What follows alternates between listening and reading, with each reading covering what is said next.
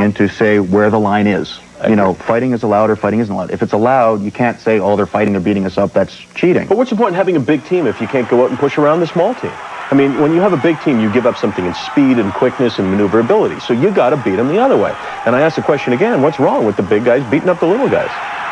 Because the rink's not getting bigger, the guys are. You know what I mean? That the guys are getting bigger, then the guys with the skills aren't getting to show their skills. So hockey's not the same anymore. But that's the part of hockey. That's the whole thing with a contact sport. Basketball, you can't do that. It's a non-contact sport. The rules are there. You don't make contact. Well, there's contact, but you don't, you know, there's penalties and so forth in that end. And if hockey is allows fighting, you can't penalize guys then it's for doing turning it. into boxing or it's turning to wrestling because you're seeing less play. I agree. You're seeing people I'm fight. not saying fighting's good, Right. but if it's allowed, you can't penalize guys for doing that. I think a smaller guy, especially in wrestling, I'm considered a smaller guy. If your goal is to win and you know this big guy's coming at you, to let him drop his gloves, turtle, go down, don't have pride, don't have an ego, being, oh, I got to stand my ground. Turtle up, go down, let the guy drop his gloves, go to the penalty box, and then you tell your guys to turtle? Well, not in what I do, but I'm saying... No, but like in the NHL, if you're an NHL coach, you're telling them to turtle? You do what wins. If you've got the big guys that are going to come out and club you to death, don't have an ego and try to stand toe-to-toe with them and be a man. Who cares? I think you got to... You turtle, you let him go to the penalty box, and you get up on him. High school and university, I'll use that as an example more than wrestling because that's a little bit different end.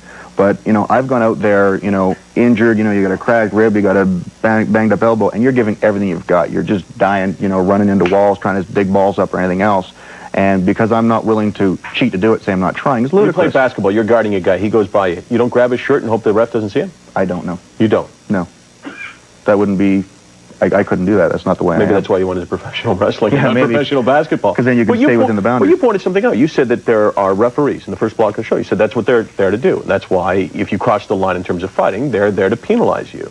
But isn't it your job as a professional athlete to take as much as those referees will give you? And if they don't spot it or they don't pick it up or you're too crafty, all the better for you? Maybe on a professional end, that's what's expected of you because money's on the line. But I think to say you're not trying if you're not cheating is just ridiculous. Because I've competed and tried with everything I've got and didn't cheat. And that's, I think a company has the right and should, especially with a major TV market like World Wrestling Federation or what ECW is now getting via TSN. I think they need to set more of a strict example.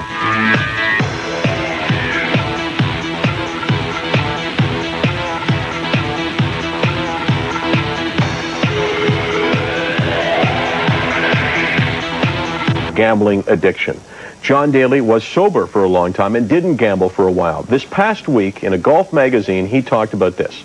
He said, I love to drink and I love to gamble, and I will never again try to be sober for the rest of my life, and I will gamble when I want to. Very sad situation. Someone called it a destructive lifestyle. Should the PGA step in and tell him the parameters that he has to lead his life with? The PGA shouldn't step in and tell him. They should step in with a blanket policy and say, this is what the league allows for its players. I don't like making an example of somebody. If the PGA decides that alcoholics, gamblers, or whatever are not the role models they want to present with their product and with the PGA and sponsorship and everything else, blanket statement across the board, if you're in the PGA, you do not do this. I agree. In advertising and sponsorships and television, I think the PGA has a right to try to uphold, PGA or any professional sport has a right to uphold an image. Because there's kids out there watching it that want to grow up like these people, and they have a right to have an image in a public forum. And if this guy's coming out in a public forum and going against that image, they have the right to say no, but do it across the board. Well, your sport is one that, you know, it must be obvious to some wrestling fans, as you speak about a sport remaining clean and a sport dictating to its people its lifestyle. Your sport is one that has, for a long time, been accused of allowing its athletes and encouraging its athletes to live self-destructive lifestyles through the use of painkillers, through the use of steroids and others. And I've been very outspoken against that, too. I've you know, a couple of, like, Observer newsletters and stuff I've written, too, and I've been outspoken against it. And I think a company has the right and should, especially with a major TV market like World Wrestling Federation or what ECW is now getting via TSN, I think they need to set more of a strict example because the on-the-road lifestyle of singers or athletes and stuff, it tends to lead towards destructiveness.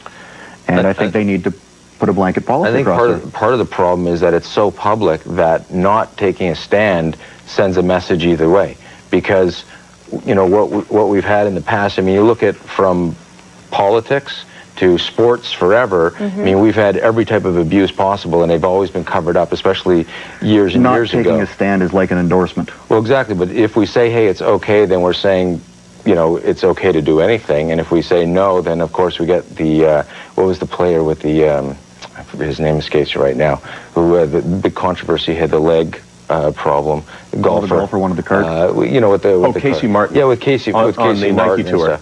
And you know, here's a situation where they made a huge stink, and we had, you know, back and forth on that, and that was a medical situation. It wasn't a psychological situation. No, but it was still an advantage that he was receiving for an injury to compensate. And I don't think he should have had the cart.